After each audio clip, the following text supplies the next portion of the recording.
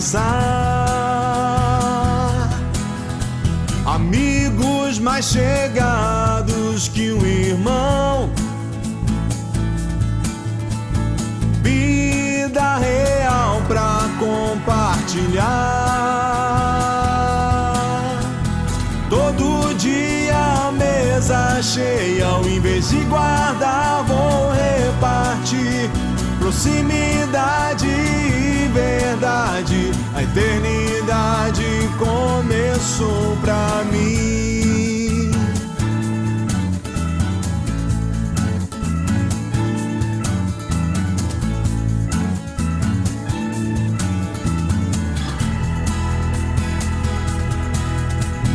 Todo dia é santo e começa de manhã. Só acaba se vamos dormir. O perdão, a vida, a festa, sem marcar reuniões. Verdade e luz para quem quiser vir. Todo dia a mesa cheia, ao invés de guardar, vou repartir. Proximidade e verdade, a eternidade começou pra mim.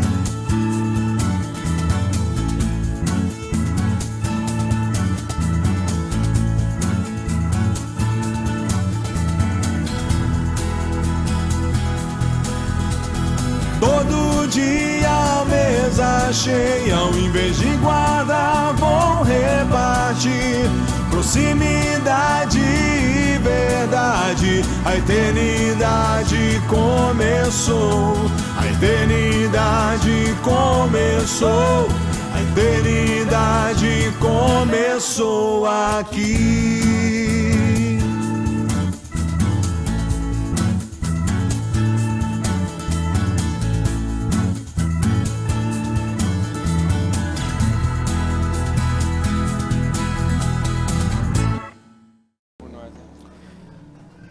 Orar pelo Paulo Júnior. Vem cá, Gilmar. Aleluia. Amém. Paizinho, nós queremos, Pai, ainda dizer a Ti que estamos bebendo, nos alimentando, Pai, abundantemente da Tua palavra, ontem, hoje, nesses dias, Pai, e sabemos que vamos ainda continuar com esse banquete agora, Pai. Através da Paulo Júnior, Pai, através da vida desse amado irmão, Deus, que o Senhor tem usado de forma tremenda e graciosa, Pai. Continua hoje, agora, Pai, e Deus, nos dê assim toda a atenção, Pai, toda visão, Pai, celestial que o Senhor quer abrir no nosso coração, Pai, para que nada, nenhuma palavra se perca essa manhã, no nome de Jesus. Amém. Aleluia, graças a Deus. Amém, amados? Então, a gente está compartilhando, né, sobre esse grande desafio que as crianças de 5 a 11 tem uma programação especial aí. Amém? Sigam o líder. E ao meio-dia, você já vai estar liberado aqui, por isso que o aviso é aqui, tá bom? Ao meio-dia, os pais têm o solene compromisso de buscar as crianças, tá bom? Amém, graças a Deus. Então, amados, a palavra de Deus nos adverte a respeito daquilo que é o grande desafio da igreja nos últimos dias. Então, às vezes a gente está... Às vezes a gente se sente ofendido com determinadas realidades que nós estamos vivenciando nesses dias. Mas a palavra de Deus nos adverte. Há uma advertência do que deve ser o cuidado na vida do cristão. Por isso Paulo está sempre falando sobre isso. Os ensinos bíblicos estão sempre falando sobre isso, sobre diligência, sobre observação. Paulo falando aos Efésios, ele diz: pondera, considera atentamente. Pedro está escrevendo e está dizendo: olha, sejam diligentes. Tem faltado diligência na nossa vida. A gente tem substituído diligência com devoção. A gente vai transferindo para Deus todo o processo. E não entende que o processo se dá em nós. A gente vai estar compartilhando sobre isso. Então nós estamos achando que devoção é tudo. Que se nós nos devotarmos a Deus, Ele fará por nós. Isso é uma mentalidade infantil. A igreja está vivendo hoje o drama de nós nos tornarmos crianças velhas. Então nós estamos envelhecendo na nossa infantilidade. Então nós estamos ficando velho com carências de criança. Então uma coisa que era própria da nossa vida, a infantilidade é própria da infância. Mas ela se torna imprópria na medida em que nós nos mantemos infantis. Amém, amados? Então a palavra de Deus nos exorta à maturidade. E a maturidade é um processo de diligência, de observação, de ponderar, de atentar para o caminho. Então a palavra de Deus diz que nós temos um caminho a percorrer. Quando Paulo está falando de vida cristã, ele está falando de uma caminhada, de uma trajetória. Isso é uma evolução do entendimento. Eu não posso, depois de muito tempo de cristão, continuar celebrando a mesma coisa, sentindo as mesmas coisas, sendo agradecido pelas mesmas coisas. Há uma trajetória. E às vezes a gente perde esse senso de trajetória na vida cristã. Esse senso de amadurecimento, de evolução, de tornar homem adulto, de deixar das coisas próprias de menino. Então isso é um desafio. É o desafio do caminho, é o caminho mais excelente. Então quando a gente olha lá para o Salmo 23, por exemplo, a gente gosta de decantar o Salmo 23, cantar ele de várias formas. Mas o Salmo 23 é o salmo de uma caminhada. É o salmo de quem começa sendo cuidado e termina sendo instrumento de cuidados. Então o Salmo 23 é o salmo que começa como quem demanda cuidados e termina como quem cuida. Ele começa como quem é servido e termina como quem serve.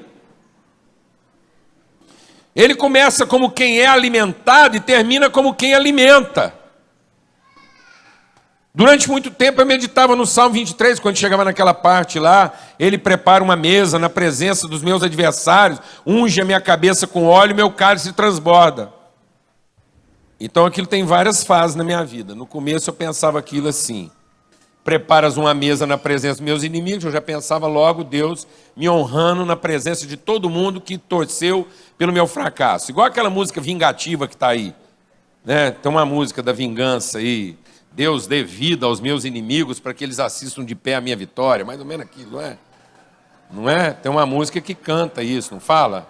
Você é o vencedor, você vai estar lá sendo honrado e os seus inimigos vão ver a sua tal. Tem um negócio assim meio, né? Mal resolvido aí, que a igreja está cantando. Não é? Hã? Não é isso lá? Tem uma música que fala disso lá? Não tem? Hã? Não tem? Vocês sabem aí, tem. Já cantou lá na cozinha. Que você estava lá, não é? Você estava lá aquele dia com raiva, você canta lá: Senhor, meus inimigos vão ver. E aí tem essa fase na vida da gente. Aí eu evoluí para uma fase, quando fala lá, preparas uma mesa na presença dos meus inimigos, eu evoluí para a fase assim da misericórdia. Falar, Deus vai preparar uma mesa na presença dos meus inimigos, e não está errado pensar que nessa mesa, aqueles que pensavam o meu fracasso vão ver a honra de Deus na minha vida. Não está errado, mas é pequeno ainda. Aí a gente evolui, fala, não, essa mesa é que mesmo eles vendo lá que Deus está, eu vou servir, vou partir o pão com eles, é uma mesa de reconciliação, até que você evolui. Aí você evolui. Entende que, na verdade, quando ele prepara uma mesa na presença dos meus inimigos, é porque eu sou o jantar.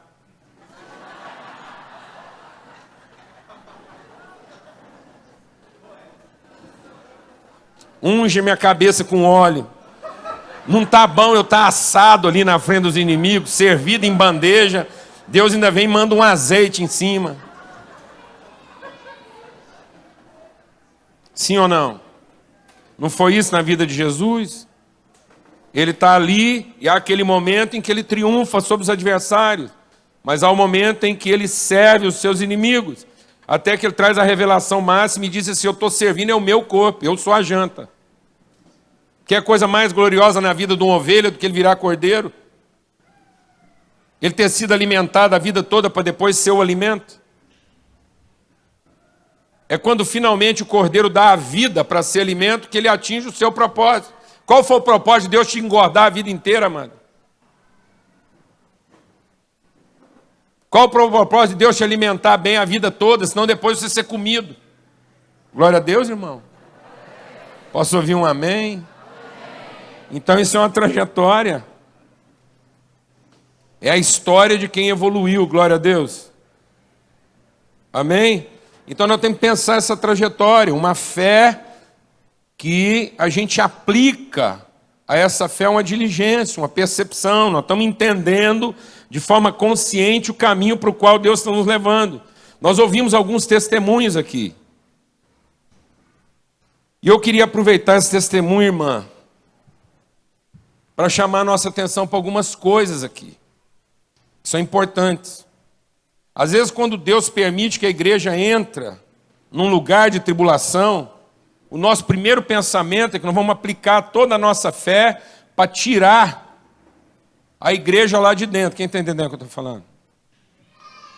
Então nós somos tentados às vezes a pensar que a primeira coisa que Deus quer é tirar o Alcide de lá. Ora, mas ele é um filho de Deus. Ele é luz. Ele não está sendo punido. E eu aprendi uma coisa na minha vida que tem mexido muito comigo. Em função de muita coisa que a gente experimenta, se às vezes a vida toda você tentou fazer a coisa certa, não foi lá? Não é? E o nosso certo nos engana. Às vezes a gente acha, mano, deixa Deus ministrar o seu coração, às vezes a gente acha que Deus está aqui para contemplar o nosso certo. Não, amado. Deus está trabalhando para frustrar o nosso certo. Deus quer trabalhar o nosso desapontamento. Você está entendendo isso, amado? Deus está trabalhando para nos desapontar. Porque muito das expectativas que nós geramos em cima da nossa presunção. Nós projetamos para Deus o nosso desejo. Essa presunção é vaidosa. Se Deus nos contemplar, nós vamos ficar mais vaidosos. Se Deus contemplar a satisfação da nossa expectativa, a gente vai ficar presunçoso.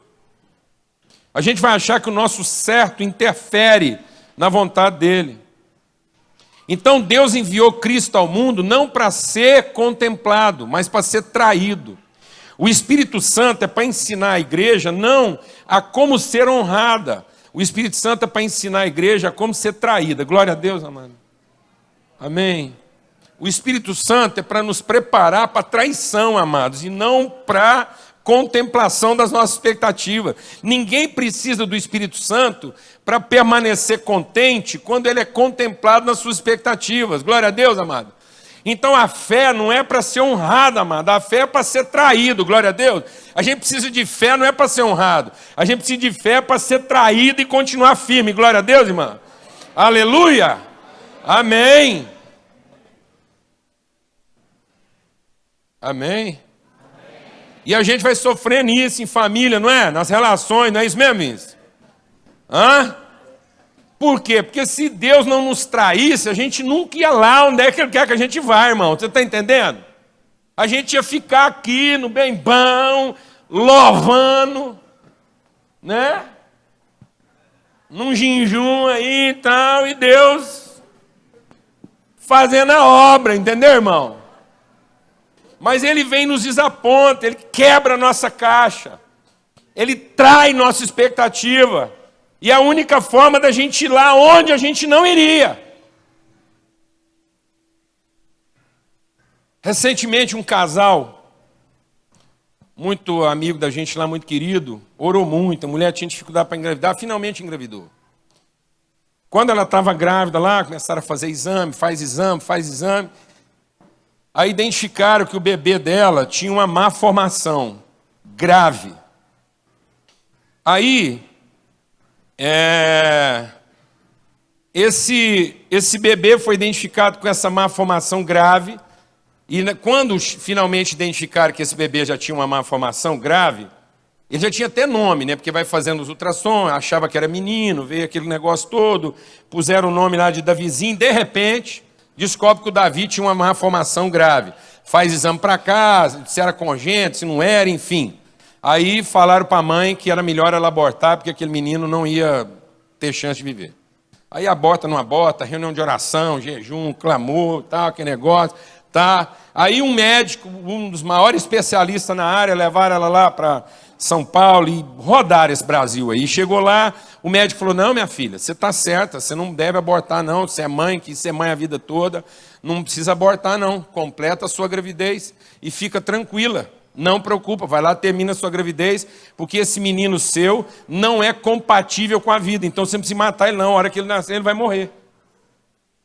Ele vai nascer morto, então você não tem que ficar com a culpa de ter matado. Você completa a sua gravidez porque ele não vive. Esse foi o diagnóstico que ele deu para a menina para ficar consolada. Aí foi aquele negócio. Finalmente, Deus deu uma palavra lá no meio do processo da gravidez. Que aquele bebê tinha uma missão. Eu lembro o dia que eu fui visitar o casal e Deus liberou essa palavra na vida deles. Que o Davi tinha uma missão de conduzir as pessoas em torno dele a lugares aonde elas não iriam se não fosse a vida dele. Que ele tinha uma vocação missionária de reunir os irreconciliáveis. E de fato foi o que aconteceu. As duas famílias não tinham compromisso com Deus por causa do problema do Davi, era reunião de oração, era clamor, era busca. Todo mundo ficou crente lá, ficou bom o negócio. E o Davi, antes de nascer, já era missionário. Tinha culto, cadê reunião de oração, aquele movimento todo. Era um dos melhores missionários que a gente tinha na congregação. E aí, isso antes de nascer. Quando o Davi nasceu, que os médicos olharam, eles descobriram o que era a má formação dele. Não tinha nada daquilo que eles estavam prevendo. O Davi tinha uma má formação que é chamada estrofia de cloaca, ou seja, o Davi nasceu igual um repolho, com as vísceras e o abdômen dele todo aberto. Então, toda a parte abdominal dele nasce por lá de fora, a bacia nasce aberta, e ele não é uma massa. Ele tem uma massa no lugar, você não vê intestino, rim, essas coisas, aquilo é uma massa disforme virada para fora. Foi assim que ele nasceu. E ele nasceu sem uma perninha. Uma perna dele foi formada só até a coxa, o pezinho separado. Uma coisa assim bem ruim de ver. Mas era o Davi lá, estava vivo. Quando ele nasceu, os médicos finalmente entenderam o que era. Viraram o pai dele lá em oração, gratos a Deus, porque o Davi nasceu. E agora ia começar um processo para ver se dava para recuperar ele ou não. Aí no segundo dia que ele está nascido lá, o pai é desorientado, precisando registrar o menino para poder incluir ele no plano de saúde, porque aquilo estava lá uma fortuna. Foi o tratamento do Davi, mas o plano cobria tudo, mas agora precisava pôr o menino no plano para poder continuar o tratamento. O médico virou para o pai, chamou ele em particular, falou assim, te falar uma coisa, você chamou o seu neném de Davi, mas é o seguinte, a gente não acha os órgãos genitais dele não. Então, não vai dar para ser Davi. Se arruma outro nome aí, porque nós vamos operar ele sábado e vamos fazer dele uma menina. Falaram para o pai do menino. Então, sábado ele vai entrar na sala de cirurgia e vai sair de lá menina. Nós vamos simular uma vagina nele lá e vai ser menina. Porque não dá para falar que ele é homem. Aí você pensa o desespero desse pai. Todo mundo já chamava o missionário de Davi. Aí pega de oração, foi aquele negócio e tal. E eles falaram, nós vamos entrar com ele na sala de cirurgia às 9, a previsão é que ele fica até às 6 horas da tarde. E já vou te avisando também que seu filho não tem um rim. Nós só achamos um, Então ele só tem um rim. Então a chance dele lá é mínima, mas você pegou com Deus aí até agora, enfim. O Davi entrou na sala de cirurgia no sábado, às 9 horas da manhã, meio-dia ele saiu. O pai até achou que tinha dado alguma coisa errada. Quando o menino saiu ao meio-dia, o médico chegou para o pai e falou assim: rapaz, vocês acreditam em Deus mesmo. Porque você não há de ver que nós achamos o pênis do Davi, só que ele estava aberto, separado, em duas metades, nós juntamos tudo, ele está perfeitinho, está fazendo xixi por dreno. E o outro rim dele estava lá, só que estava escondido. Nós pusemos no lugar agora, ele tem os dois rins e vai funcionar. E vai o Davi. O Davi foi para a UTI 14 vezes. Fez 17 cirurgias. Quem achava que o Davi não durava um mês, ele fez o primeiro ano de aniversário. Um aninho de aniversário. Um dia eu estava na UTI visitando o Davi. Quando eu cheguei na UTI, os médicos falaram que ele era o caso mais grave da UTI, que é quem tinha menor chance. Pra você ter uma ideia, um dia o Davi foi para dentro da UTI com septicemia, ele foi com infecção generalizada. Esses dias falaram que agora ele não escapava mesmo, que não tinha chance. Todo mundo falava que o Davi não escapava e ele insistia em viver. Está entendendo isso, amado? A médica dele foi parar na UTI com infecção generalizada. Pegou a mesma bactéria que ele, quase morreu a médica. A coisa lá era tensa. Um dia eu fui visitar o Davi, numa das tantas vezes que ele foi para a UTI. E quando eu entrei na UTI, ele era a última cama. E os médicos falaram, ó, ele é o que tem menos chance de sair. E a hora que eu entrei, os pais estavam lá, eu passei por muita gente ruim. Jovens de 10 anos, 8 anos, eu vi uma situação muito dramática. E quando eu cheguei lá na UTI para orar com o Davi, Deus me trouxe uma palavra. E a palavra que Deus me trouxe foi: vocês estão pecando contra o Davi. Vocês estão pecando contra ele. Porque ele traz vocês para cá, para encontrar com os irmãos deles e abençoar os irmãos dele, vocês tiram ele daqui. Vocês têm pressa em tirar ele de um lugar para onde eu o trouxe, para que vocês iluminem esse lugar.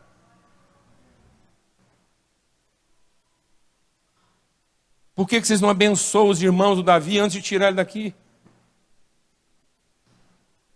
E eu falei isso com os pais. Eu falei assim: quanto tempo vocês gastam aqui orando pelos outros internos da UTI? Ele falou: não, nem tem tempo não. Quando o Davi vem para cá, a situação é tão grave que a gente só foca nele e a igreja só ora por ele. Eu falei: está errado. O Davi tem uma família aqui. Os irmãos dele estão aqui. E se não fosse ele trazer a gente para cá, a gente não vinha aqui buscar a família dele. Quem está entendendo o que eu estou falando, amado? A gente pede para ser usado, depois não quer ser usado.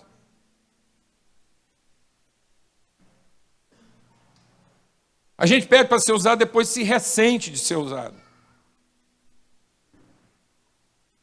Então, quando a gente passa por uma situação como essa e começa a ter uns negócios que a gente nunca teve, é para conhecer a parte da nossa família que tem essas coisas e que, se não fosse isso, a gente nunca ia se identificar com eles. Os filhos da gente começam a ter um tipo de problema e a gente acha que parece que a mão de Deus fugiu da gente. Não, amados.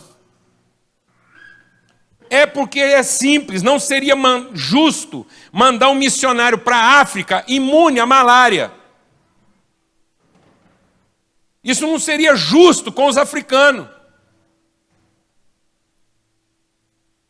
Não seria justo Deus mandar a família dele para cá e a gente ser imune ao que o povo desse mundo sofre, sente e passa. E às vezes a gente não quer passar o que o povo daqui está passando. Porque a gente só quer ter fé para ficar livre disso. E não ter fé para entrar nisso. A fé, amado, não é para que eu me livre do inferno. A fé é para que eu consiga entrar no inferno e tirar de lá minha família que está no inferno.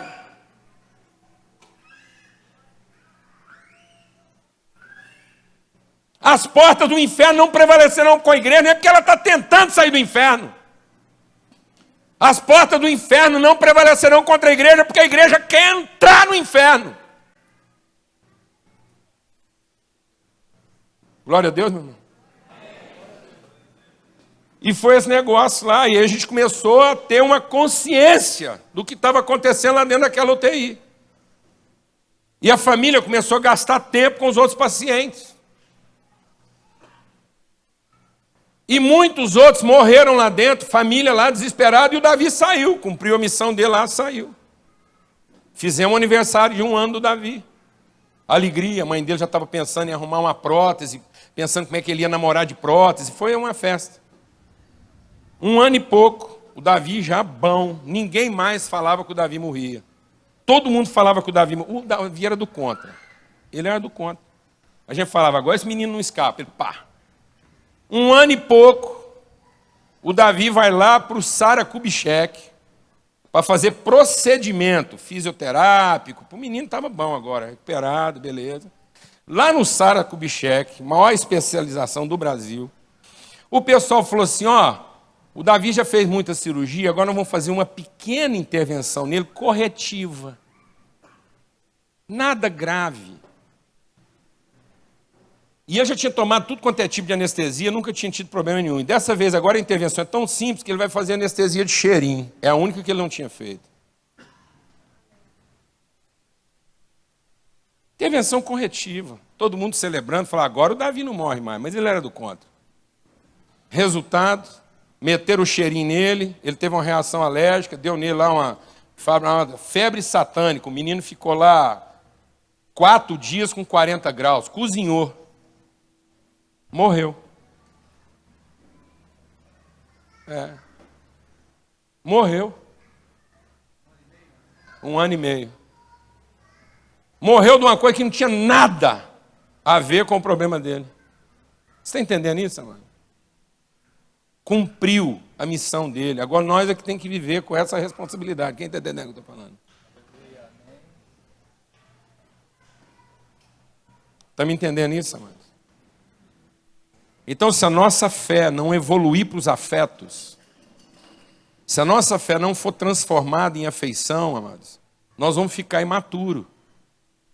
Nós vamos ficar criança, que está querendo sempre ser cuidado, mas que não cuida de ninguém, que não entende seu propósito na terra.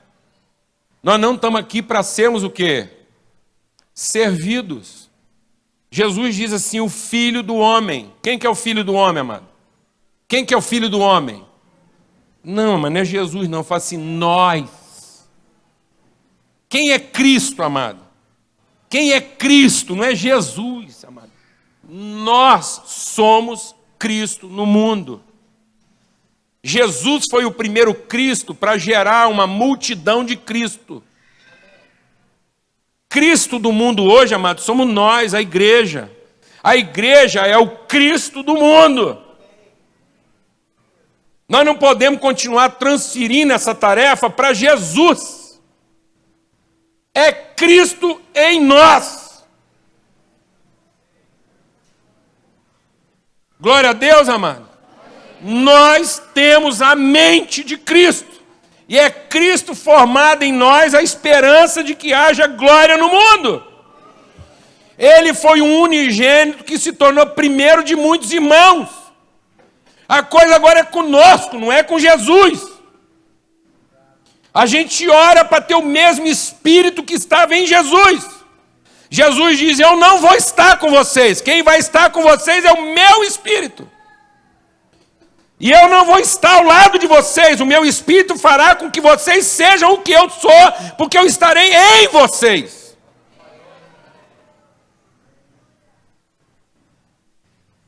De modo que não há acidente na nossa vida. Como eu não posso entender que havia acidente na vida de Jesus. Nada na vida de Jesus era acidental. A minha vida tinha acidentes enquanto eu não tinha revelação. Enquanto eu não sabia que eu era um filho de Deus, eu podia imaginar que haviam coisas acidentais. Mas agora que eu sou um filho de Deus, guiado pelo Espírito Santo, eu quero revelação para cada circunstância da minha vida. Eu não quero ser tomado de perplexidade. É o que Paulo diz, em tudo nós somos perplexos, mas nós não somos mais desanimados. A perplexidade não se transforma mais na minha vida em confusão. Não há nenhuma confusão na vida de um filho de Deus. As surpresas não podem te deixar perplexo a ponto de você ficar confuso de que alguma coisa deu errado. Quem está entendendo o que eu estou falando aqui, amado?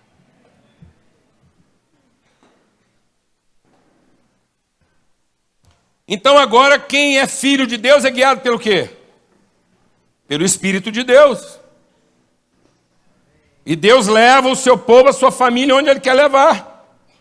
Há lugares aonde Deus me levou que se não fosse a desgraça que se abateu, eu não teria ido lá.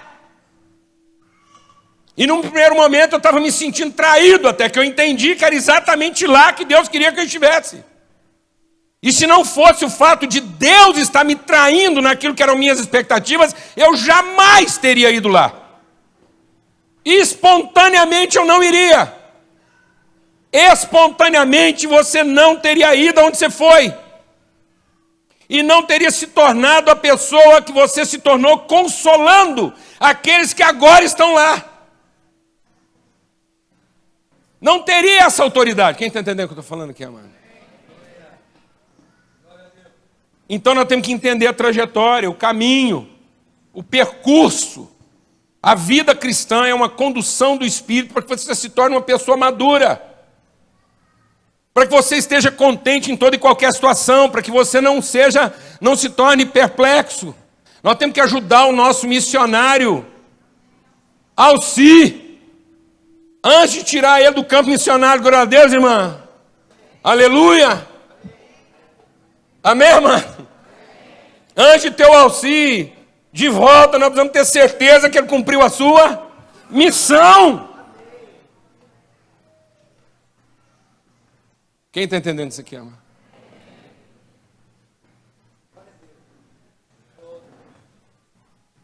Outro dia eu estava saindo de viagem. A igreja reuniu. Falou assim, vamos orar. Paulo Júnior vai estar saindo de viagem. Eu viajo muito ainda de carro. Ele vai estar saindo de viagem. Vamos orar para Deus dar o livramento. Aí eu falei, irmão, será que vai ser hoje?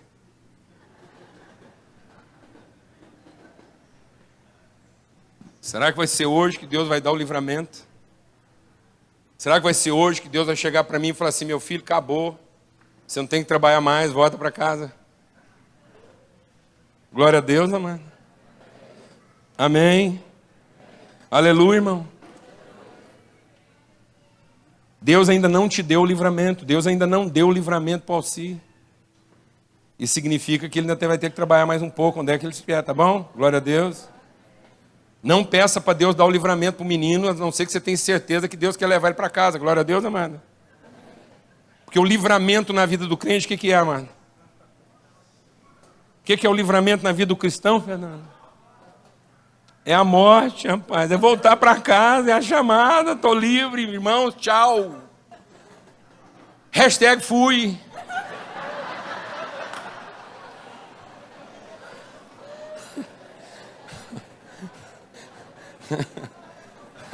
Amém, meu irmão? Hashtag partiu, glória a Deus. É interessante você falar isso, porque o Alci ficava naquele acorda e dorme, né? Aí um dia eu cheguei para ele e falei assim, amor, peraí, nós vamos ter uma conversa séria aqui. Presta atenção.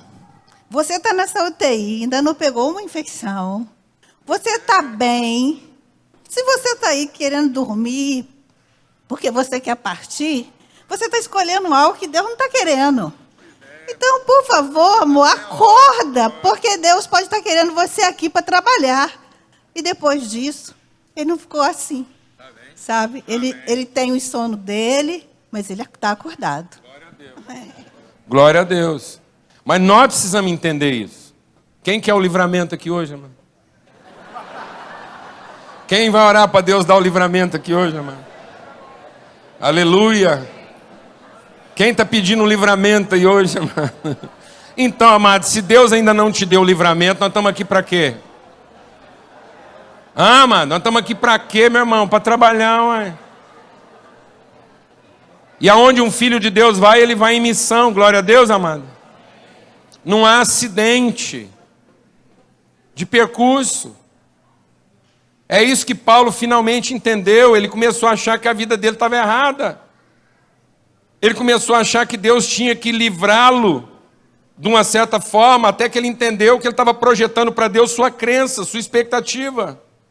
E aí Deus finalmente manifestou a Paulo toda a sua graça, e a fé vem pela graça. Paulo está dando um testemunho de evolução de fé. Paulo tinha uma fé de salvação, mas ele ainda não tinha uma fé plena de serviço. Quando a graça se revelou na sua plenitude, Paulo finalmente amadureceu e disse: agora a minha fé é para sofrer, e não para ser contemplada. A minha fé é para cumprir um propósito. Por isso agora, quando eu estou fraco, então é que eu sou forte. Porque o poder de Deus não se aperfeiçoa na minha força, mas na minha fraqueza. Abra a Bíblia aí, lá em 2 Coríntios, e Paulo falando sobre isso, sobre esse testemunho de fé evoluída, falando sobre fé, a maneira como nós temos que evoluir na nossa fé. A gente estava compartilhando sobre isso ontem, e você veja que esse é o risco da igreja. Quando Apocalipse fala da igreja dos últimos dias, a palavra de revelação para a igreja dos últimos dias abre com a igreja de Éfeso. Éfeso é essa igreja que representa a igreja na sua história, no seu contexto universal, secular. A igreja nos seus enfrentamentos mais cosmopolitas. E a exortação para essa igreja cosmopolita, universal, abrangente, a igreja que rompe os portões das tradições religiosas, porque Éfeso é a primeira igreja depois do contexto hebraico. É a igreja na Ásia, a igreja missionária, a igreja que falou com todas as nações. E qual é a exortação de Deus para essa igreja? Conheço o teu sacrifício, conheço o teu serviço, conheço os teus louvores, conheço o teu zelo, conheço a tua liturgia, conheço os teus métodos, conheço o seu esforço. Mas você foi se distanciando daquilo que é a essência da sua vocação, que é o amor. Então é possível, amados, que no exercício da nossa fé, a gente não evolua para a consciência do amor, e a gente se concentre nessa coisa da crença, de usar a fé para ser contemplado e não para contemplar. A gente começar a usar a fé em nosso próprio benefício, para manter as coisas que nós já vimos e já fizemos. A fé só é genuína quando ela nos leva, quando ela nos conduz, quando ela nos estimula àquilo que ainda não foi visto. A fé passa a ser crença na medida em que eu abdico da relação, daquilo que é o desafio, o sacrifício relacional, e começo a trazer tudo para conveniência individual. Essa fé que trabalha para mim deixou de ser fé. Essa fé que mantém as coisas que eu gosto deixou de ser fé.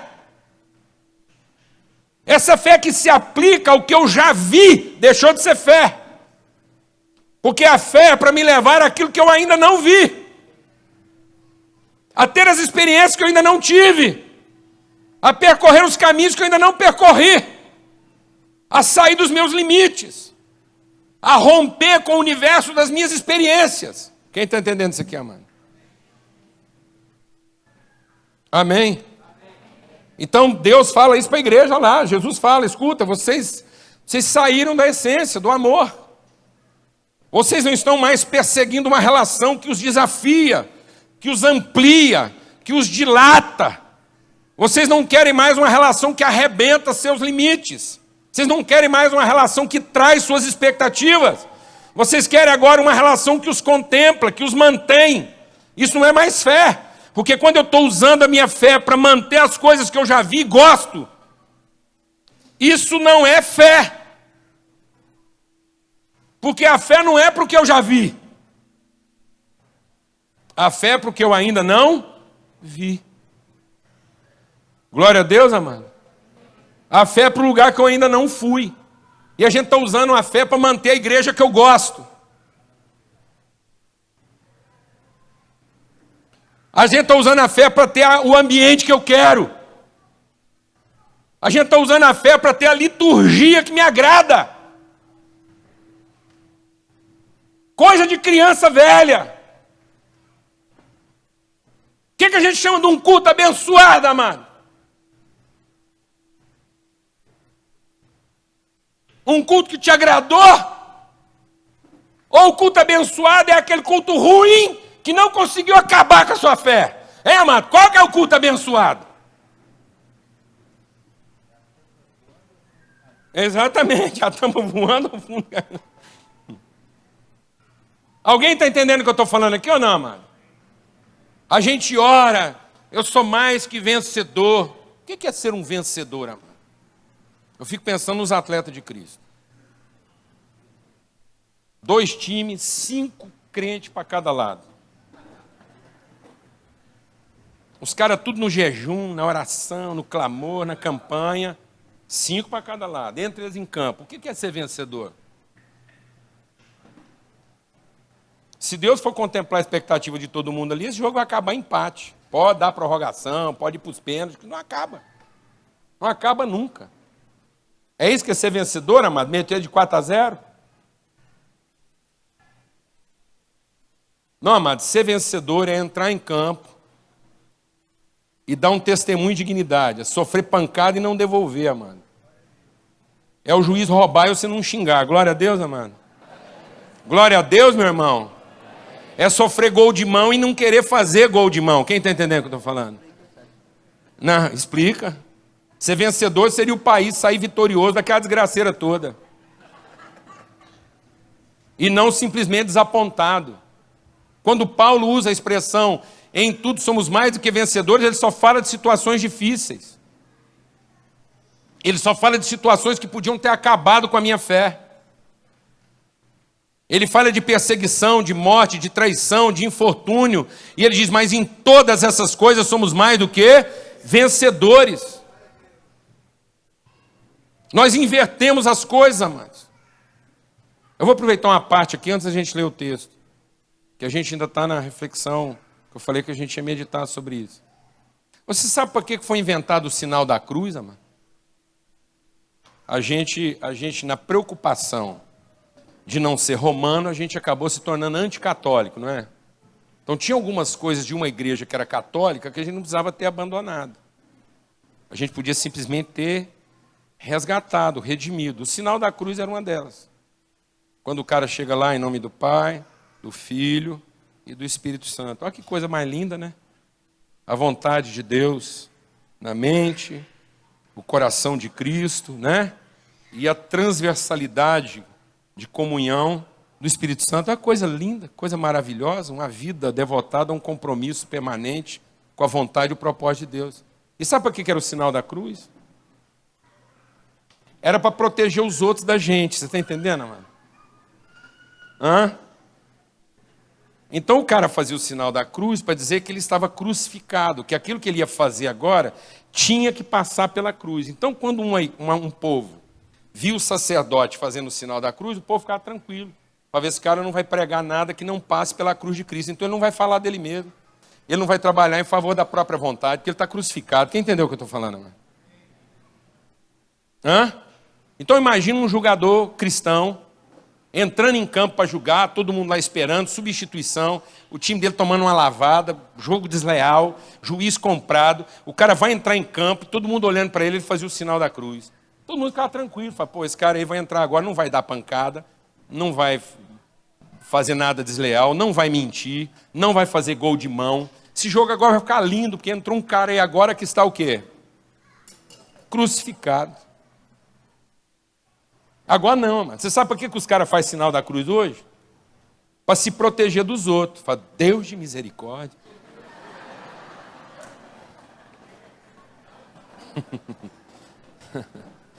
O cara se benze. Mas não, amado. O sinal da cruz era para dizer assim, eu sou uma bênção. Você não precisa ter medo de mim. Eu estou disposto a morrer para salvar você. Glória a Deus, amado. Glória a Deus, amado. Então o sinal da cruz não era para matar os outros, amado, era para matar a gente. Amém, irmão? Isso era tão forte que alguns cristãos colocavam a cruz no dinheiro. Os caras pegavam uma nota, faziam uma cruz no dinheiro. Sabe por que ele fazia uma cruz no dinheiro? Para cada vez que ele pegasse um dinheiro com o sinal da cruz, ele ter certeza que aquele dinheiro não ia comprar nada de cunho ou de interesse particular. Porque era um dinheiro crucificado. Você já imaginou isso, amado? O cara colocar a cruz num cheque? Agora o cheque cruzado é para mentir. Fala, irmão, não usa porque não está em como pagar agora. Antigamente era um cheque com cruz, quer dizer, pode ir lá que está lá o dinheiro. É até interessante, porque o cruzado de hoje são duas linhas paralelas, né? Não tem cruz, né? Não encontra. É um paralelismo. Deus condena o paralelismo, todo mundo olhando para Deus e ninguém olhando um para o outro. Não tem cruzamento, não tem intersecção. Os interesses não se cruzam, andam de forma paralela. Quem está entendendo isso aqui? Abra sua Bíblia então lá em 2 Coríntios.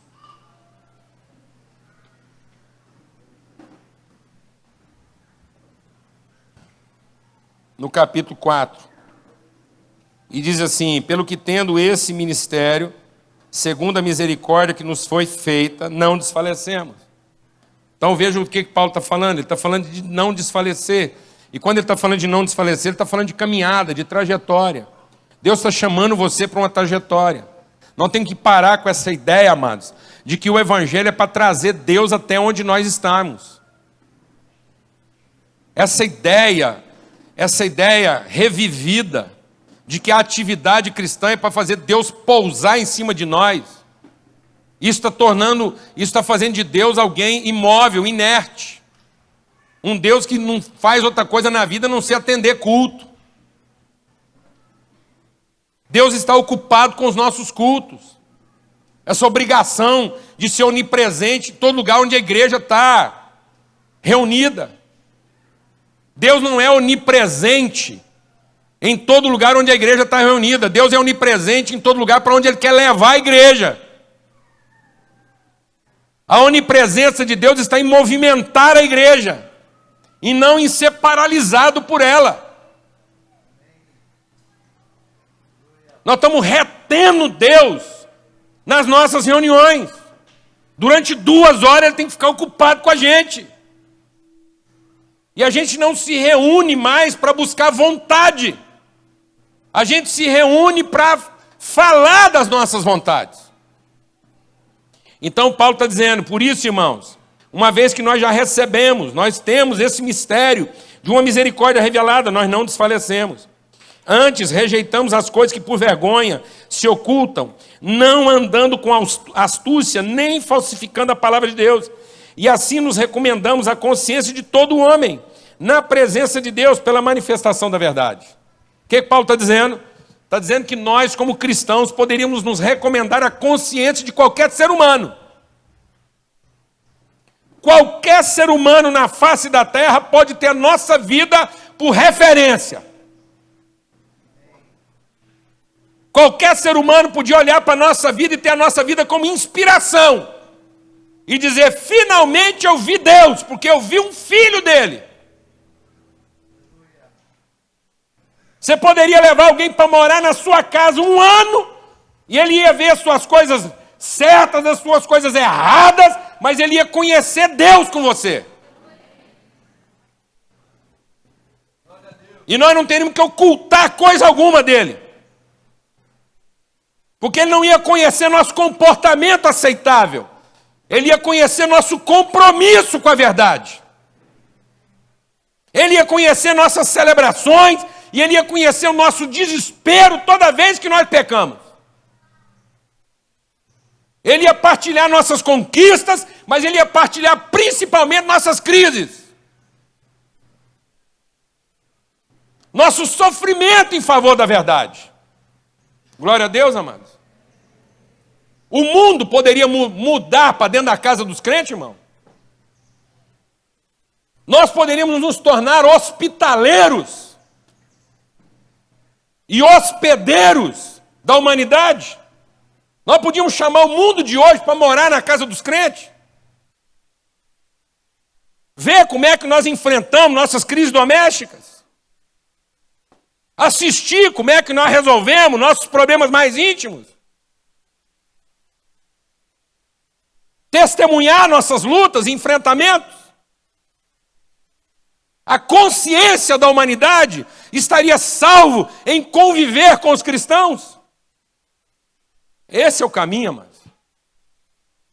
Deus quer nos tornar homens. mulheres, mas homens e mulheres completos, não gente mal resolvida, que vai deixar esse mundo como criança, tendo que ser cuidado o tempo todo. E aí Paulo continua.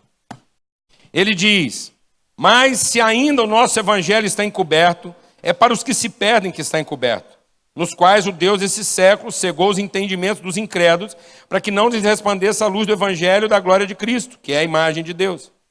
Porque nós nos pregamos a nós mesmos, nós não nos pregamos a nós mesmos, mas a Cristo Jesus o Senhor, e nós mesmos somos vossos servos por amor de Jesus. Nós somos servos das pessoas, por amor de quem? De Cristo. Nós não estamos aqui para servir Deus, nós estamos aqui para servir gente. Nós não estamos aqui para emprestar nosso serviço a Deus para que Ele nos recompense.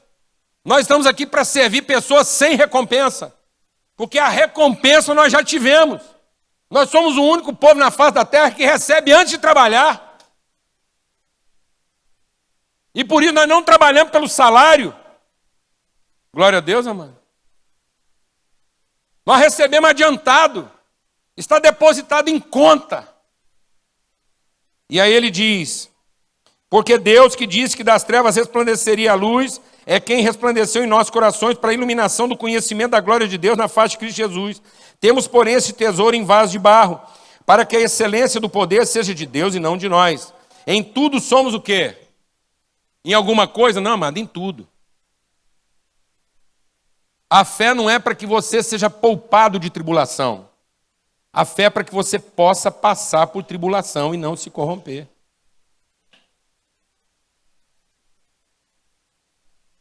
Então nós somos atribulados, mas não angustiados, somos perplexos, mas não desanimados, perseguidos, mas não desamparados, abatidos, mas não destruídos, trazendo sempre por toda parte a mortificação do Senhor Jesus no nosso corpo, para que a vida de Jesus se manifeste também em nossos corpos. E assim nós que vivemos, estamos sempre entregues à morte por amor de Jesus, para que a vida de Jesus se manifeste também em nossa carne mortal. De maneira que em nós opera a morte, mas em vocês a vida. Então o cristão, amado, verdadeiro é aquele que usa a fé para gerar vida nos outros, e não para gerar vida nele mesmo. A fé não é para que eu viva, a fé é para que eu morra. A fé não é para que eu receba, é para que eu oferte. Ninguém precisa de fé para receber, amado. A gente precisa de fé mesmo é para dar. Ninguém precisa de fé para viver, amado. A gente precisa de fé para morrer. Glória a Deus, meu irmão. Então a fé não é para que você receba, a fé é para que você oferte. Para que você se sacrifique. A maturidade não está em que eu recebi tudo que eu quero. Uma vida bem-sucedida, um cristão bem-sucedido no seu ministério, não é um cara que recebeu tudo o que queria dessa vida. A vida bem-sucedida é uma pessoa que conseguiu repartir tudo aquilo que ele recebeu. E deixou de ser dono de qualquer coisa. Porque viveu pela fé. A fé fez dele um justo. Alguém que faz justiça. Alguém que compartilha com os outros os direitos que ela não tem. Isso é maturidade. Então Paulo está dizendo o quê?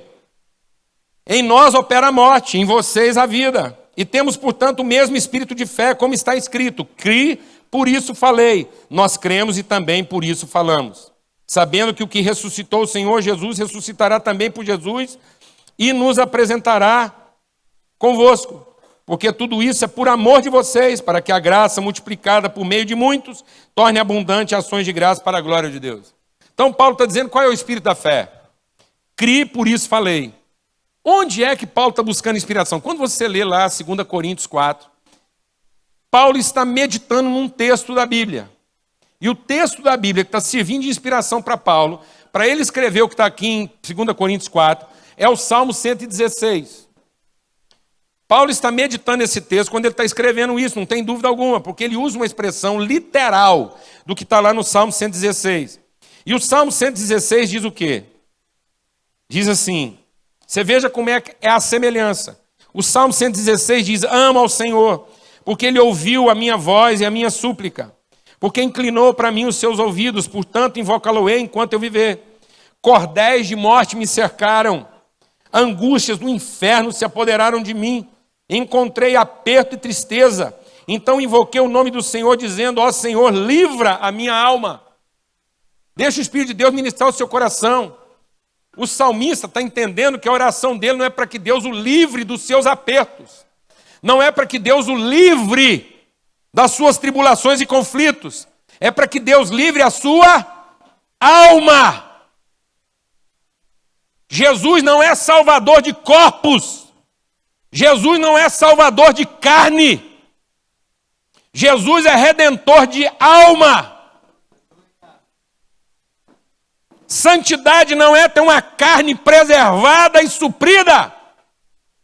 Santidade não é a moeda de troca para que Deus realize a minha vontade. Santidade é ter uma alma pura, apesar das circunstâncias. Santidade quer dizer, eu não vou tratar alguém melhor porque ele me tratou bem, e nem vou tratar alguém pior porque ele me tratou mal, porque eu sou santo. Eu não trato as pessoas melhores porque elas me fizeram bem, nem trato elas piores porque elas me fizeram mal. Eu não me corrompo, a minha alma está salva. A minha alma está salva do benefício, está salva do infortúnio. A minha alma agora depende da graça, a minha fé está sustentada na graça, então a minha atitude é santa. Porque a minha alma está salva, e quando a minha alma está salva, eu aprendi a viver bem em qualquer situação. Eu sou santo no benefício e sou santo no prejuízo. Eu sou santo na saúde e sou santo na doença. Glória a Deus, amado. Eu sou santo quando as pessoas fazem o que eu gosto e sou santo quando as pessoas não fazem o que eu gosto. Então, quando as pessoas fazem o que eu gosto, eu não melhoro. Eu continuo santo, glória a Deus, amado. E quando elas não fazem o que eu gosto, eu não pioro. Eu continuo o que, amados? Santo, glória a Deus, amado. Amém, meu irmão? E quem permite isso? Essa fé. E aí o salmista está dizendo, no meio dessa situação toda eu pedi para Deus salvar o quê? Minha alma. E aí ele diz o quê? Ele diz, o Senhor salva minha alma, piedoso é o Senhor e justo.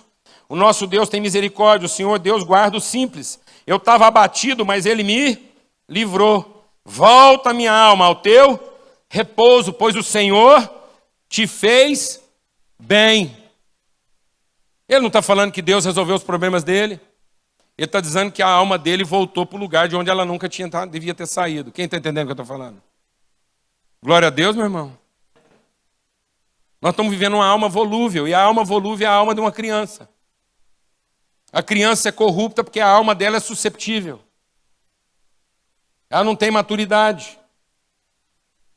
É a alma do crente.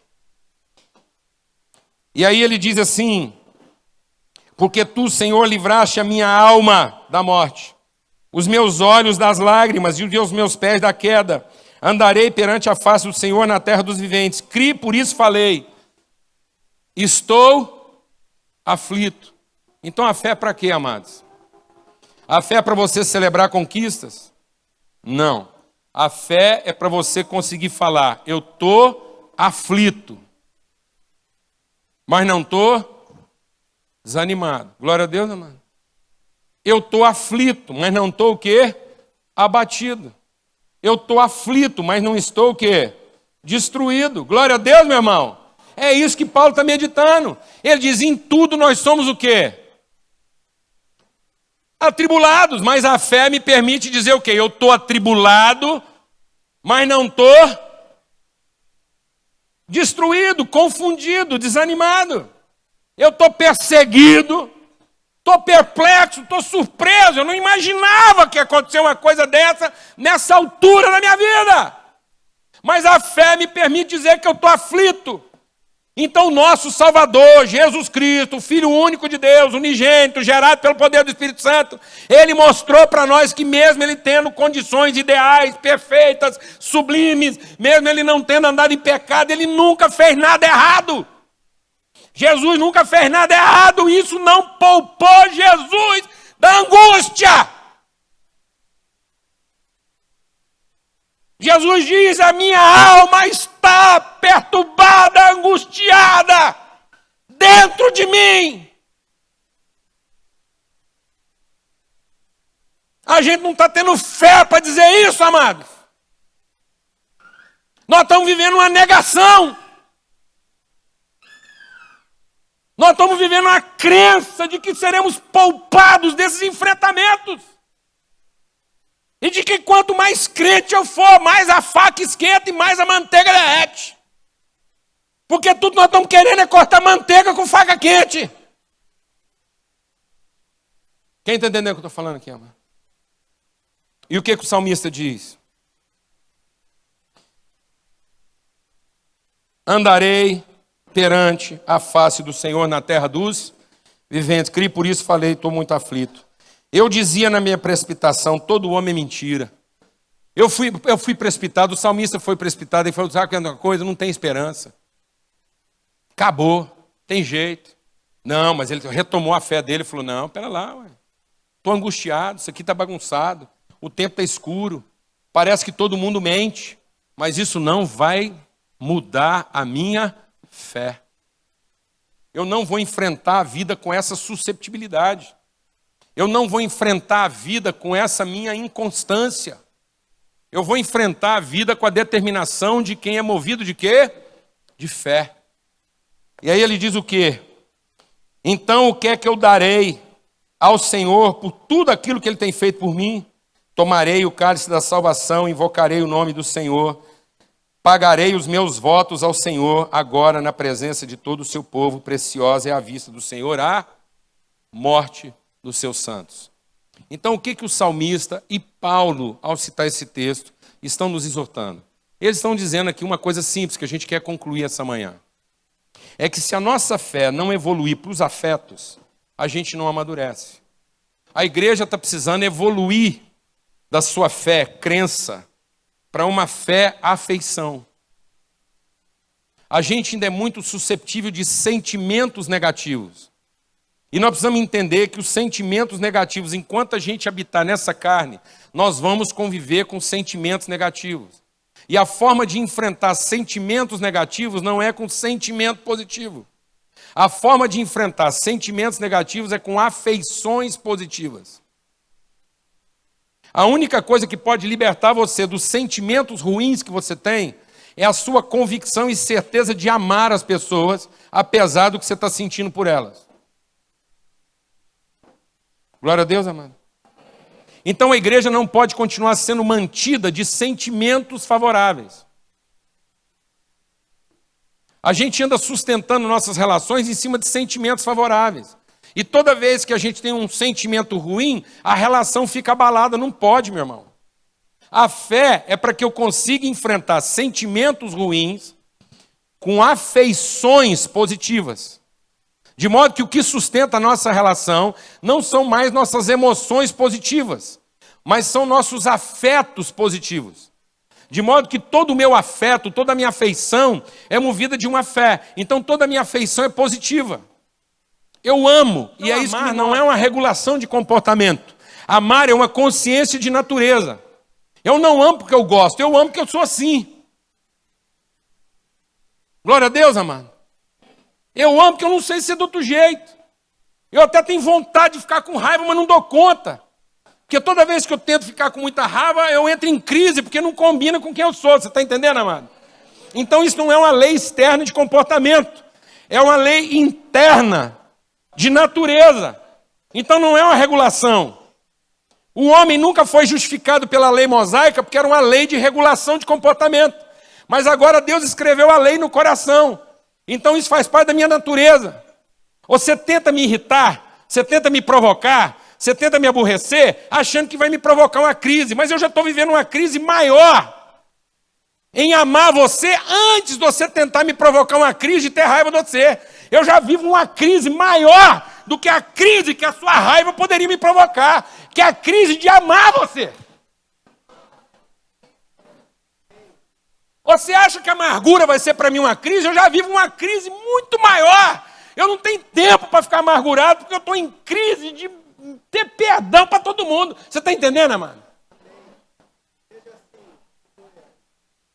Eu já vivo uma crise diária de ser misericordioso, perdoar. Antes das pessoas fazerem qualquer coisa errada, eu já estou em crise.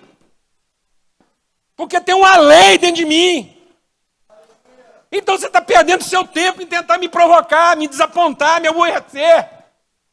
Você não me surpreende quando você faz alguma coisa errada, mano. Você só me surpreende quando você faz uma coisa boa. Eu vou para casa perplexo. Porque eu estava esperando que você ia ser um desgraceiro. Eu já estava preparado. Eu já estava preparado para o estrupício que você é. Você está entendendo? Eu vim pronto para ser traído. Aí você é amor. Eu falei, puxa Deus, ganhei o dia. Olha que surpresa. Então a gente não tinha que ter a surpresa quando as pessoas fazem alguma coisa errada. A gente tinha que ter surpresa quando encontra um bem. Então nós seríamos a grande surpresa do mundo. Você está entendendo o que eu estou falando, amado? A grande surpresa do mundo somos nós. Glória a Deus, meu irmão. E por que nós somos a grande surpresa do mundo? Porque nós somos movidos de fé, meu irmão. Aí a fé traz a revelação daquilo que nunca foi visto. Ou você fica amargurado que alguma coisa fez contra você, não é surpresa. Mas você já está preparado para perdoar antes da agressão. Isso é uma surpresa. O irmão está me perguntando. Eu oro pelos meus filhos, estou lá com uma situação difícil. O senhor falou que a gente ora, mas essa oração não vai mudar. É uma oração para conhecer a vontade de Deus. O que eu faço na prática? O que você faz na prática agora? Assim que você termina o seu tempo de oração, você falou com Deus sobre isso, Deus renovou sua fé, você foi renovado em esperança no seu tempo de oração, você teve mais conhecimento de Deus. O tempo de oração que você está gastando lá com Deus não é para que Deus mude de vontade, mas é para que Deus transforme a sua natureza. Então o tempo de oração é o tempo que você está gastando para que a misericórdia de Deus ganhe carne. O nosso tempo de oração com Deus é para que a misericórdia, o amor, as afeições de Deus se materializem em mim. Então, quando eu saio do tempo de oração, eu não saio da expectativa de ver meu filho mudado. Eu saio da oração cheio de fé para investir num relacionamento que parece que não tem mais esperança. Então, essa é a coisa prática. Porque eu vou para a relação sem nenhuma expectativa do que ele vai fazer, mas com a certeza do que eu vou fazer para mostrar para ele o pai que ele tem. Então não interessa o que ele vai fazer, amados. O que ele vai fazer não é capaz de mudar aquilo que eu estou disposto a entregar para ele. Então eu enfrento esse infortúnio com relação positiva. Eu enfrento os meus piores sentimentos com afeições positivas. Porque eu evoluí da fé para o amor. Glória a Deus, amado. Minha fé amadureceu. Eu alcancei uma estatura agora de que a minha fé não está restrita ao que eu sinto, mas à convicção absoluta que eu tenho daquilo que Deus entregou. Então a palavra de Deus diz, amado, que ninguém irrita você. Sabia disso? A palavra de Deus diz que o amor não se irrita. Então ninguém irrita você. Você é que por falta de amor se deixa irritar.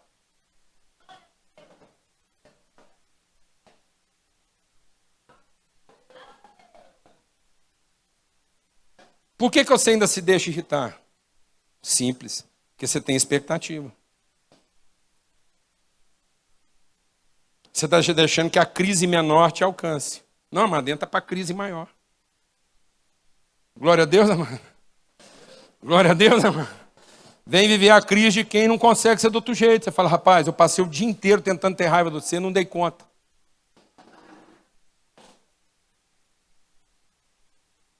Faz um mês que eu estou tentando ficar amargurado, não dou conta. Vai contra a minha natureza. Eu não sei mais ser assim. Glória a Deus. Aleluia. Eu quis te mandar para o inferno. Agarrei com você.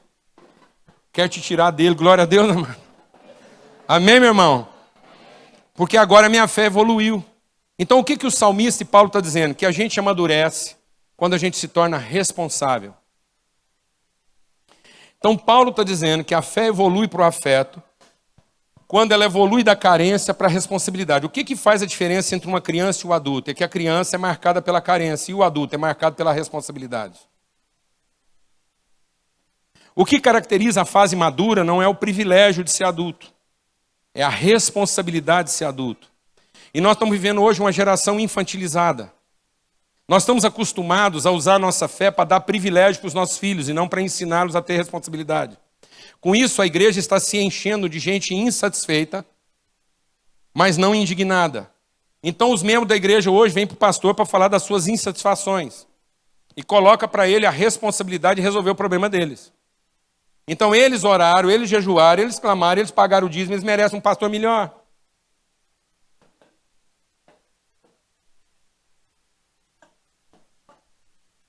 Como é que é esse negócio?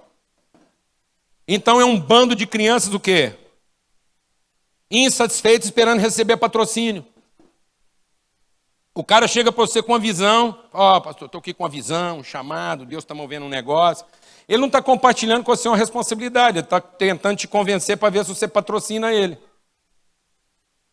Quem está entendendo o que eu estou falando, mano? Tem um problema na igreja, os caras chegam e falam assim, pastor, você não está vendo o que está acontecendo? Eu falo, eu já vi muito tempo, eu estava esperando que você visse, agora que você já viu, nós temos um responsável, glória a Deus, né, mano? Porque isso deve incomodar muito você. Então, já que te incomoda, você é o cara que tem unção, você é o profeta dessa área. Glória a Deus, irmão, vai lá e resolve isso. O irmão chegou para mim e falou assim, pastor, o senhor quase não fala dessa área, tem uma área na igreja que eu acho que eu tinha que falar mais. E ele foi falando o que eu tinha que falar. Ó que ele terminou, eu falei, irmão, você está preparado, você me convenceu. Ninguém melhor do que você para falar desse assunto na igreja. Eu estou convertido, ganhei a visão, vai lá e você fala. Eu só fico lá para falar amém, eu vou ficar lá, amém, é isso mesmo, Senhor. Glória a Deus, amada. Então, amados, a igreja precisa evoluir de sentimentos, de emoções para responsabilidade. Nós estamos vivendo uma crise de responsabilidade. Principalmente no Brasil, os homens e mulheres desse país não querem ser responsáveis, mas não se cansam de revelar suas insatisfações. O que está acontecendo nesse país é a responsabilidade da igreja. E a gente não se sente responsável por isso, a gente acha que o responsável por isso é Deus, e quem vai mudar esse negócio é Deus, e aí a gente fica subindo nos montes, rezando para ver se Deus vem e dá para nós um país que a gente quer. Eu estava compartilhando outro dia e Deus falou muito claro no meu coração. Uma igreja que reclama o país que tem, faz esse país sofrer a igreja que tem.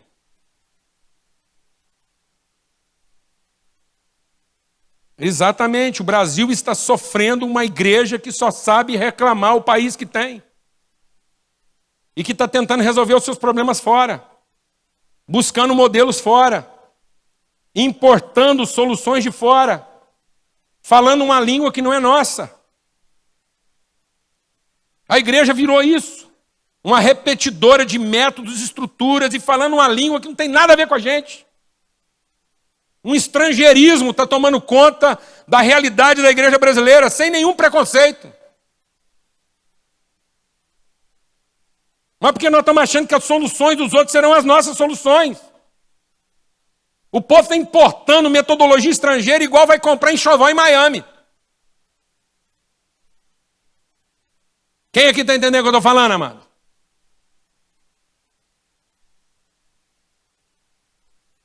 Isso é coisa de criança.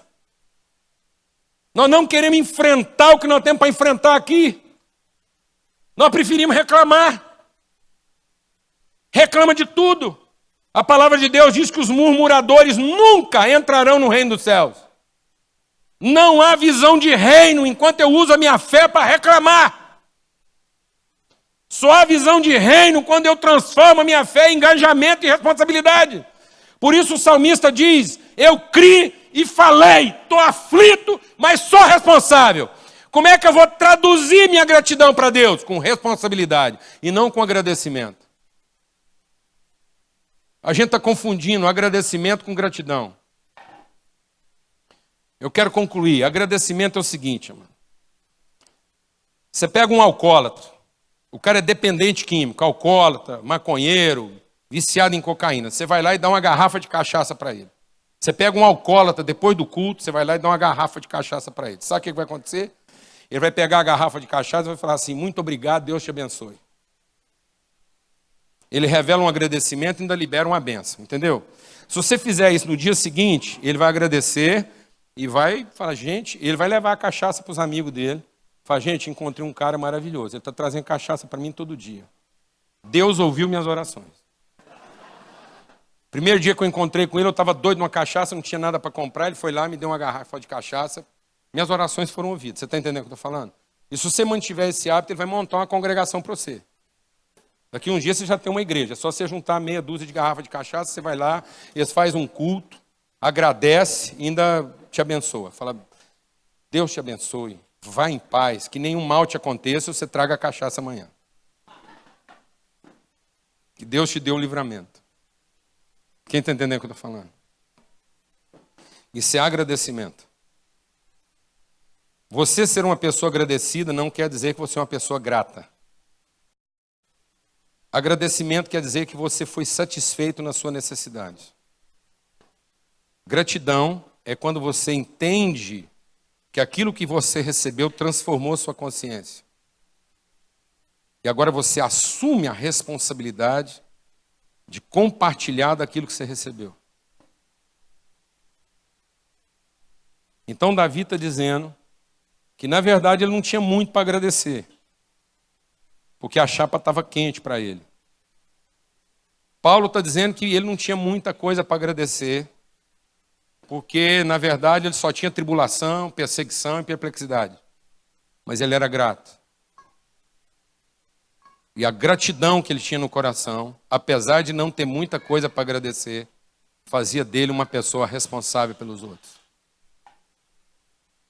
Amados, nós estamos agradecendo demais e sendo grato de menos. Nós estamos esperando louvar aquilo pelo que nós temos para agradecer. Quem está entendendo o que eu estou falando?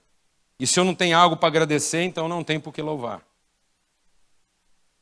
Amados, a nossa gratidão está no fato de que Deus nos tornou responsável. Glória a Deus. E que eu entendo que agora eu tenho o privilégio de ser responsável.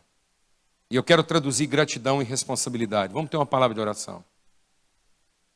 Deus quer libertar a igreja desse lugar de insatisfação e trazer a igreja para um lugar de indignação. Que você seja uma pessoa indignada daqui por diante, mas não insatisfeita. Que você amadureça nos seus conflitos e se torne responsável por aquilo que te afeta. Você tem sido muito ofendido, você tem sido muito traído, Deus te levou para esse lugar.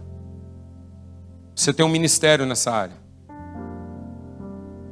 Você está passando por muito tipo de problema repetido. Se levante nesse lugar e seja luz nesse lugar. Se torne responsável pela realidade que você tem enfrentado. Não é possível que isso continue te surpreendendo até hoje. Não é possível que você esteja sendo vencido pela sua perplexidade. Levante-se lá como homem e mulher de Deus e enfrente isso. Assuma a sua responsabilidade. Seja o representante de Deus nesse lugar. Deus ainda não te deu o que você pediu, então faça o que Ele está te pedindo. Cumpre os seus votos. Cumpre os seus votos. Amado, vamos deixar o Espírito de Deus ministrar o nosso coração essa manhã. Imagina que Deus vai atender para consulta hoje, depois dessa reunião. O almoço está marcado para meio-dia. E Deus vai dar meia hora para cada um aqui. Está entendendo o que eu estou falando ou não? Deus, olha para mim aqui. Deus. Não é o divino, não. É Deus. O divino está ali. Não é o divino. É Deus. Deus o Pai. Vai estar sentado a trindade ali. Deus sentado na cadeira do meio. O Filho de um lado, o Espírito Santo do outro. E Ele vai dar meia hora para cada um. Para não ter escândalo, não ter vexame, não ter carteirada. O arcanjo Miguel, o anjo Gabriel, eles vão tudo descer e vão distribuir senha para todo mundo organizar direitinho para não ser bagunçado. Porque senão vai ter umas carteiradas, uns constrangimentos, gente furando fila. Não, todo mundo vai ser atendido, Deus vai dar meia hora para cada. Amém?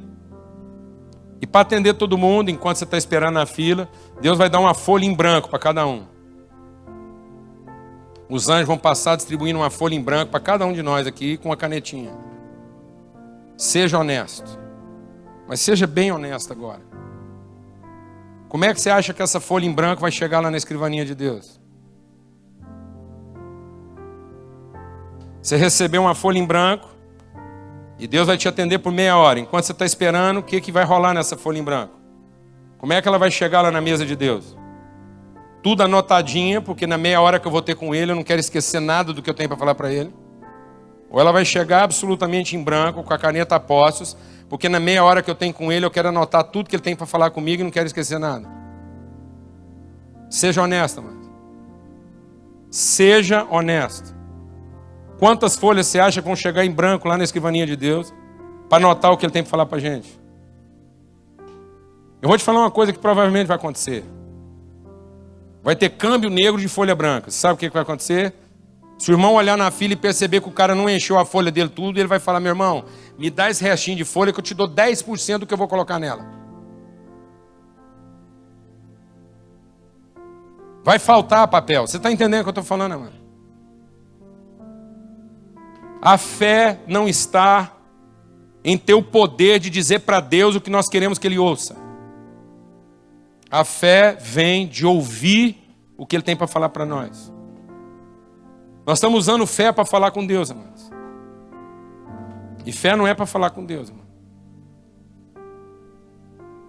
Fé é para ouvir Deus falando. As reuniões da igreja não é para que Deus nos ouça. As reuniões da igreja é para que a gente seja o povo que ouve Deus. Nós tornamos, amado, esse negócio de ouvir Deus a coisa mais complicada do mundo. Essa coisa de ouvir Deus ficou tão complicada que só tem uma meia dúzia de homens que escuta Deus hoje no mundo. Só tem meia dúzia de gente que é portador de revelação. Amado, ouvir Deus deveria ser a coisa mais ordinária na vida da igreja. Tudo que foi criado porque Deus falou. A primeira expressão de Deus está em que Deus disse. Então ouvir Deus falando não devia ser patrimônio de alguns iluminados. Devia ser a coisa mais comum na vida da igreja. Um recém-convertido deveria se converter sabendo que ele tem a condição de ouvir Deus, porque o Espírito de Deus habita nele.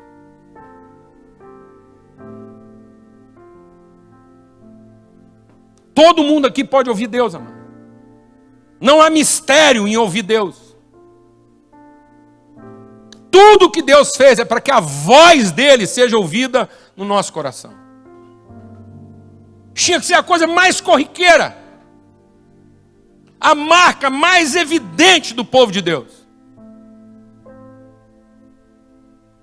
Um povo que não se deixa levar por nenhum outro tipo de voz, porque ouve a voz do Espírito no seu coração. É guiado por Deus. Amém, amados? Que não gasta tempo apresentando suas reclamações para Deus, mas gasta tempo ouvindo de Deus em como se tornar responsável pelo que está acontecendo. Um povo que não leva para Deus seus problemas, para que Deus os resolva. Um povo que leva os seus problemas para Deus e diz: Deus, e agora? Como é que nós vamos resolver isso? O que o Senhor me orienta?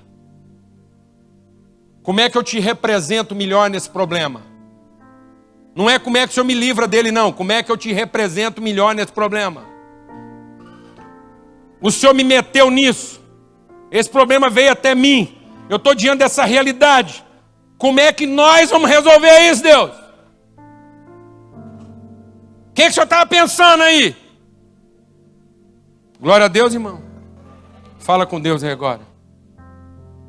E diga: Deus, me levanta para a responsabilidade. Eu não quero mais ser alguém insatisfeito em busca de patrocínio. Você quer compartilhar alguma coisa? Sou aprendiz de ser guiado pelo Espírito. E como corpo e responsabilidade, eu queria assim, Paulo Júnior, diante dessa graça que o Senhor deu a você, até como corpo de Cristo, é difícil você entrar e entregar o que também Deus tem falado. Mas eu quero só falar desse Espírito Santo tremendo que comunica a todos, né? Eu estava nessa semana orando e falando com o Senhor: Senhor, eu quero como corpo repartir algo do Senhor. Abençoei sua vida, sabia que você ia ministrar.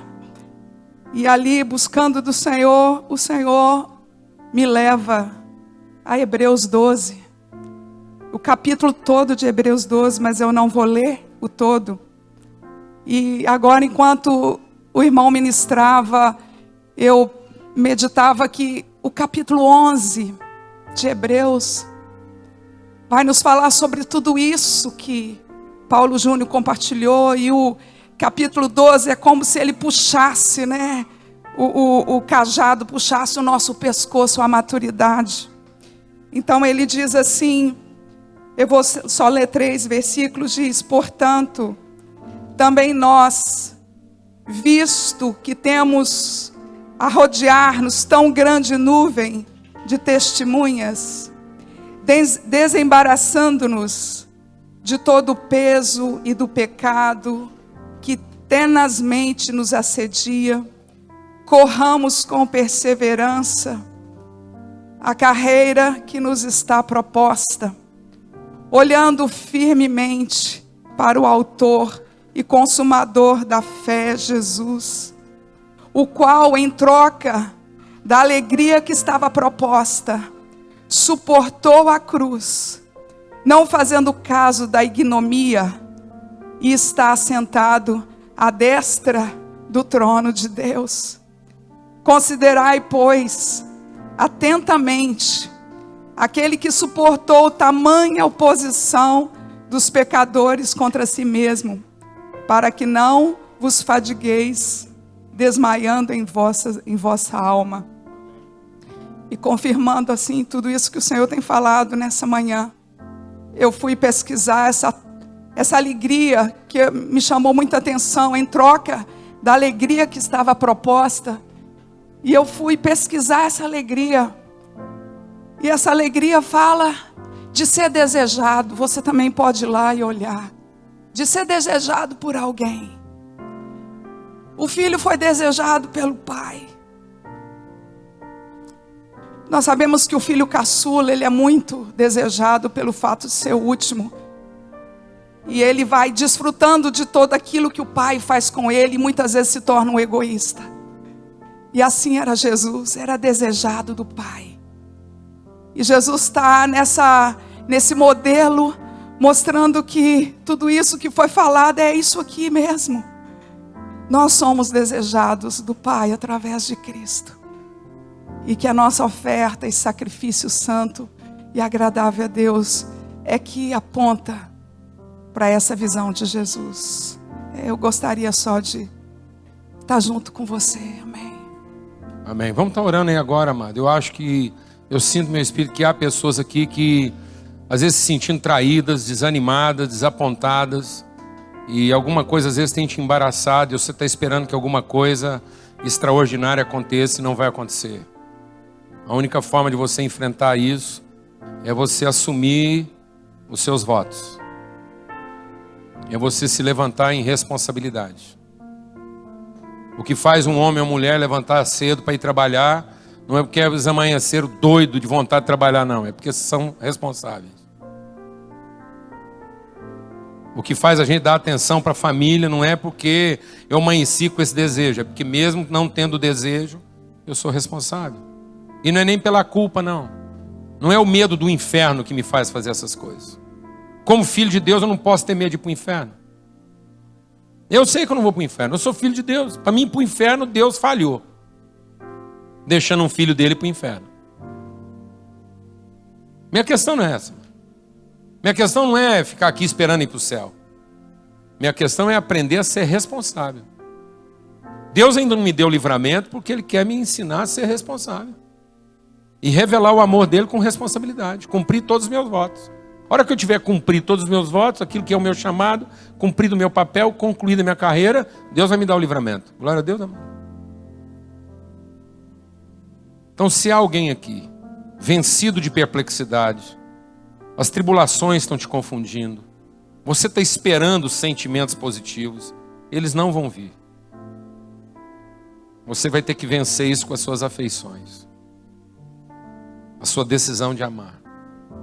Se há alguém aqui nessa condição, eu queria convidar você a ficar de pé, onde você está. Nós queremos orar com você e por você. Se há alguém aqui com sentimentos de retrocesso, se há alguém aqui sendo vencido pela surpresa, a surpresa é você, amado, não pode continuar sendo os outros.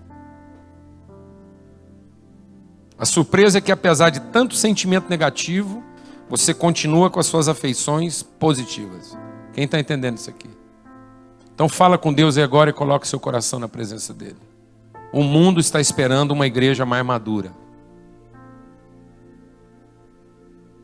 O mundo ainda está sofrendo a falta de uma igreja de adultos. Porque nós estamos virando criança velha. A palavra de Deus diz que o amor faz a gente deixar as coisas próprias de menino.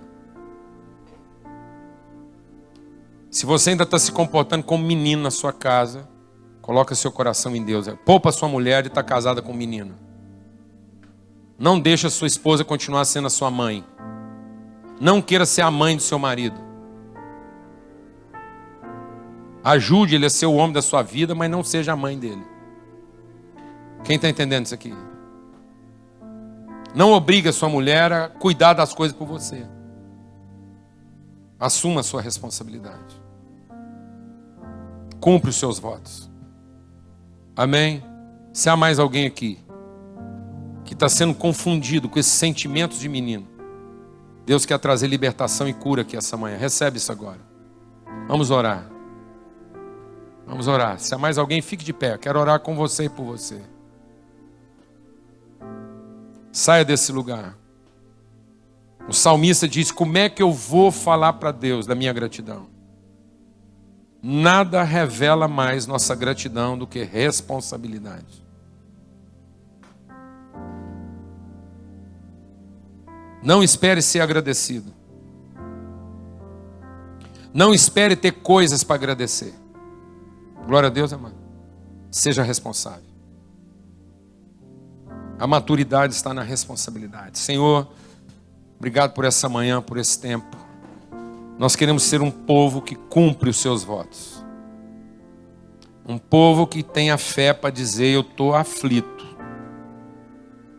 Um povo que tem fé para dizer: Deus está muito difícil. Um povo que tem fé para dizer: Deus está pesado, está difícil, está complicado, está doendo, mas eu vou cumprir meus votos. Isso não vai me confundir, isso não vai me abater. Estou aqui, Deus. Estou aqui. O Senhor tem a minha vida. O Senhor tem a nossa vida. Nós queremos ter essa fé que consegue dizer: estou aflito, estou angustiado, mas que faça-se a tua vontade e não a nossa. No nome de Cristo Jesus. Que haja uma libertação aqui essa manhã, Pai. Que meninos se movam para a maturidade. Que a gente deixe as insatisfações próprias de menino e assuma as angústias próprias de adulto. Que a gente transforme a nossa insatisfação em indignação. Em nome de Cristo Jesus. Pelo sangue do Cordeiro, Pai. Amém. Amém.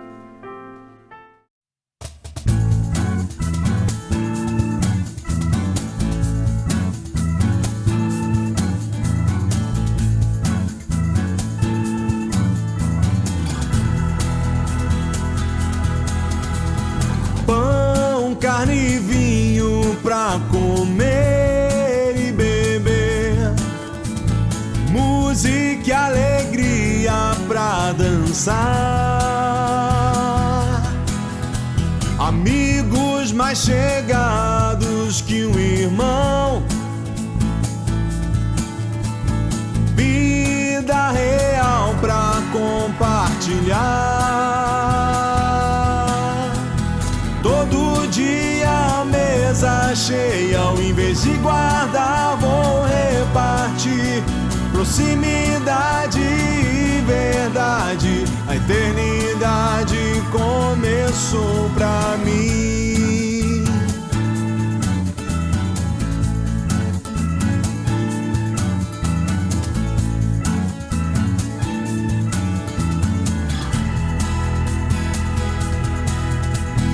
Todo dia é santo e começa de manhã. Só acaba se vamos dormir. O perdão, a vida, a festa sem marcar reuniões. Verdade e luz para quem quiser vir.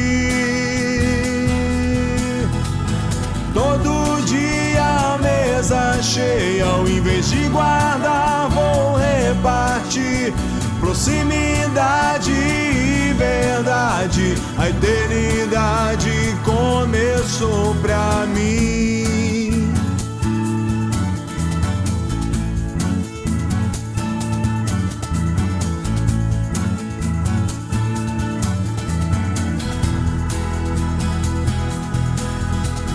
Todo dia mesa cheia, ao invés de guardar, vou repartir.